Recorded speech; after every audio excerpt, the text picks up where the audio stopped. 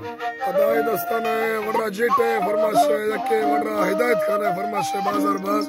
अल्लाह संगता खुश करा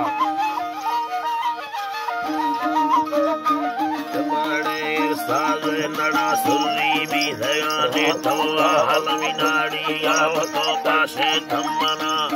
सुरी ती बाजे करे सुरी ने आंदाने सुने मनाने कियाड़ो मन सम्मवा ते अली मोवाने के महाजी मंगला नाड़ी कदड़ी नंदमा हमा सुरी हैदरा वराली कवि गल उतर विचरो खेदवा सर्वो खेदवा अत्ता मनाड़ो सर्वा शीशक तारी भक्तनान गा छरे दो कुमादे सुबर दे सास हवा सले चुकरी उम्मता हा दस्तया मशामुर मनी तुमा पुस्तया साली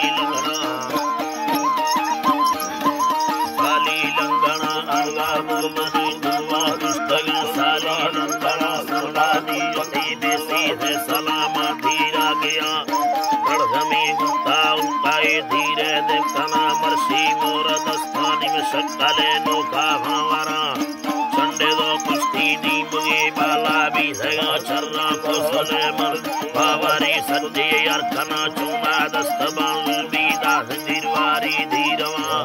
करगली लंबी तो मुना लाड़ी बांदरा दिया चर्रा ना भरत में चक्का कट्टेगा सोना मार नारे तिसे नगे गोड़ी ये गुआ लडेदा राजा शक्लो सीमा दरा मशा लडेदा राजा मर्दवा भाली यावता दोस्ती राय कड़ी या बाजरा मशा का श्री शस्त्री बात आलो दर्शना मारे दसी दाड़ी महमा हंदा निष्ठा ये दादा भये दाड़ी या संदा बंदा हिलवा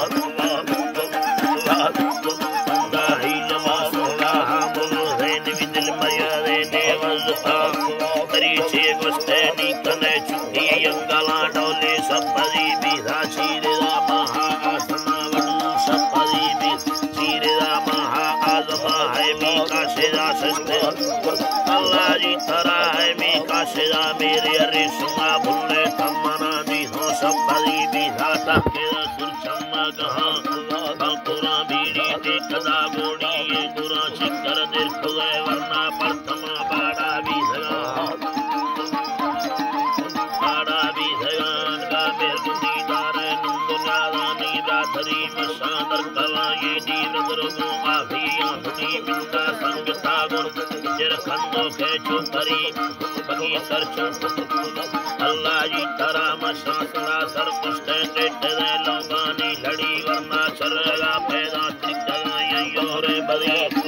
जागो होगे तुमका तीरंद कली उसने तारा संजय न यरो टाली कालवी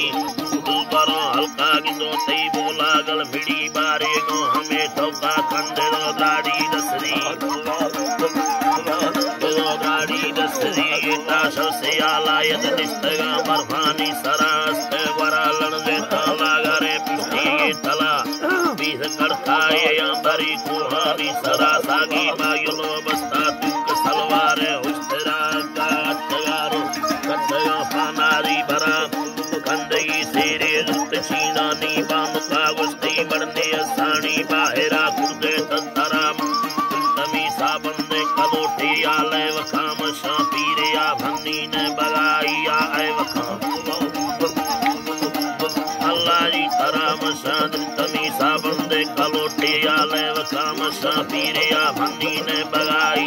ऐ वखाम सीधा पुरा तंदानी गुरु बिंबा भांगे रास्ते में खुदी लेवानी बुतो हाथा धक्या मिया